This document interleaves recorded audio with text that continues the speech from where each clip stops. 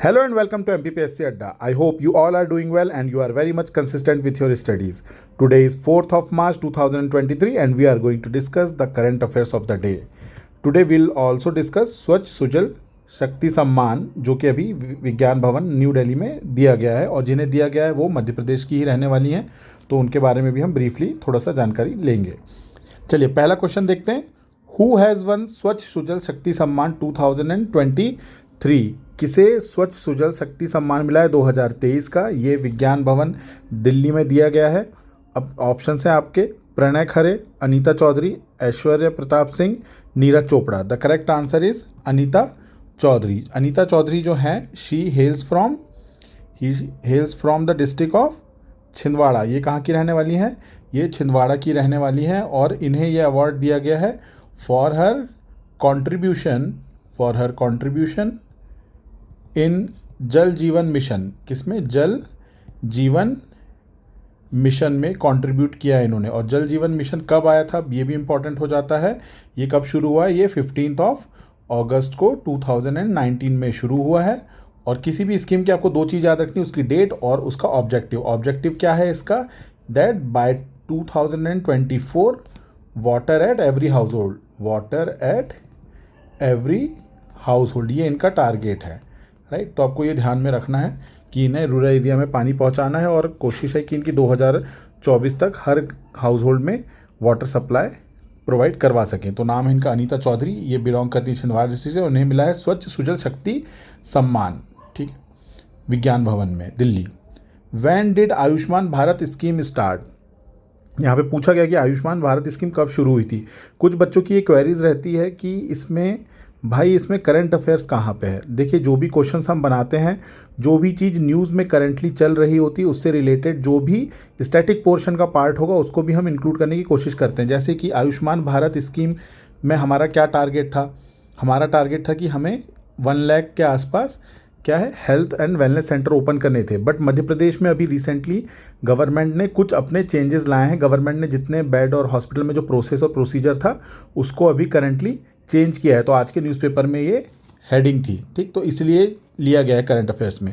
तो क्वेश्चन आपसे पूछा गया आयुष्मान भारत स्कीम कब शुरू हुई थी? ऑप्शंस आर 23 जनवरी 2017, 23 सितंबर 2018, 23 अक्टूबर 2019 और 23 दिसंबर 2020। एक चीज़ तो पक्का है कि जो भी हुआ है वो 23 तारीख को हुआ है और करेक्ट आंसर है 23 सितंबर 2018। ठीक है, आयुष्मान भारत स्कीम शुरू हुई थी 23 सितंबर 2018 में। और किस लिए हुई थी?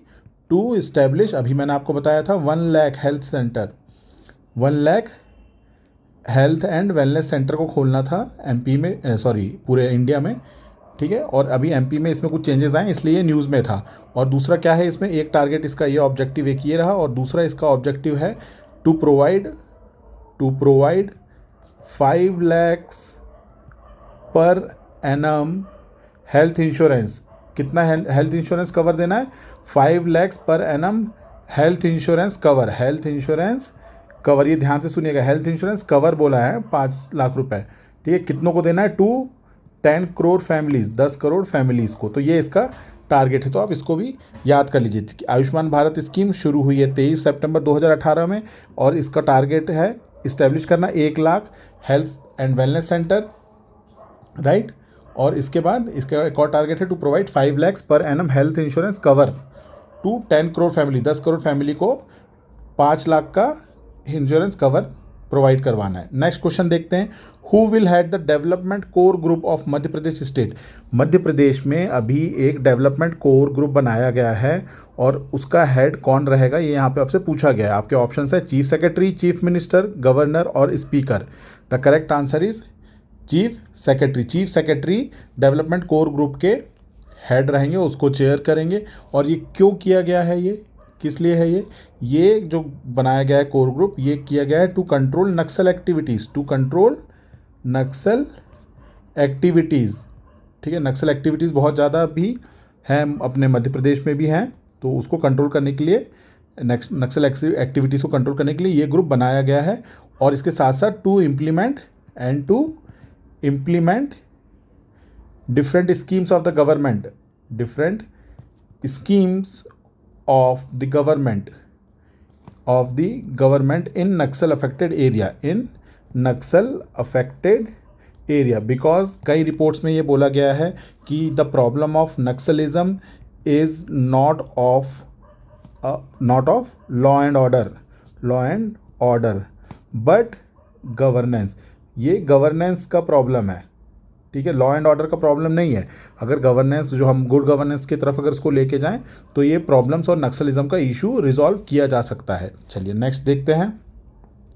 MPs first child budget was introduced in which of the following year. Madhya Pradesh का पहला चाइल्ड बजट कब इंट्रोड्यूस किया गया था? 2018-19, 1920, 21-22 और 22-23। Correct answer is option number D, 2022-23। इस समय हमारा पहला चाइल्ड बजट इंट्रोड्यूस किया गया था। और एक इंपॉर्टेंट चीज़ है कि MP was the first state, ठीक है, MP was the first state to introduce child budget, ये भी याद रख लीजिए। एमपी ही ऐसा पहला स्टेट था जिसने चाइल्ड बजट इंट्रोड्यूस किया था। और इस चाइल्ड बजट से मतलब क्या है इसका कि सेपरेट चाइल्ड बजट था, ठीक है, जिसमें कि अलग से 57,800 करोड़ के आसपास एलोकेट किए गए थे। किस लिए? ताकि बच्चों को न्यूट्रिशन, हेल्थ और एजुकेशन प्रोवाइड कराया जा सके। अब ये इसको ध्यान से समझ लीजिए आप। सेपरेट चाइल्ड बजट का मतलब क्या था कि सेपरेट प्रोविज़न था जिसमें कि समवेयर अराउंड 57,800 करोड़ जो थे वो दिए गए थे, एलोकेट किए गए थे for nutrition, health and education के लिए, चिल्ड्रन के, इसलिए इसको चाइल्ड बजट बोला जाता है, राइट। चलिए नेक्स्ट क्वेश्चन की तरफ बढ़ते हैं। इंपॉर्टेंट क्वेश्चन है, आपको ये आंसर करते बनना चाहिए क्योंकि ये हम 4-5 दिन पहले डिस्कस कर चुके हैं। Urmila Pandey is related to which of the following. Urmila Pandey ji जो हैं वो किस चीज़ से रिलेटेड है? फोक म्यूज़िक और सिंगर, फोक डांस और dancer, tribal painting, social worker.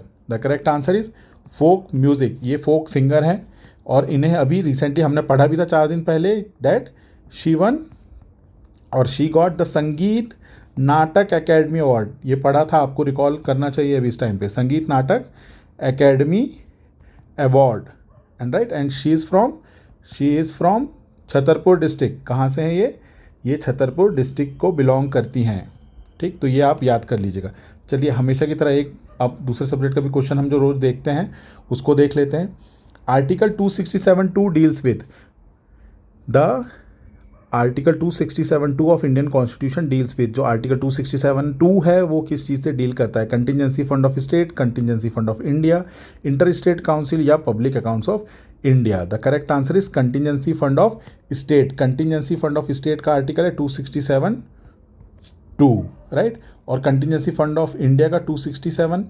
मैं सही हूँ या गलत मुझे कमेंट बॉक्स पे बताएं आप। इंटर स्टेट काउंसिल का 263 और पब्लिक अकाउंट्स ऑफ इंडिया का 266(2). तो ये इनको आप याद कर लीजिए, आजकल एग्जाम में बहुत डीपली पूछ रहे हैं। और ये प्रीलिम्स पैक जो अभी है इन सब में अभी होली ऑफ़र चल रहा है, तो आप कांटेक्ट कर सकते हैं।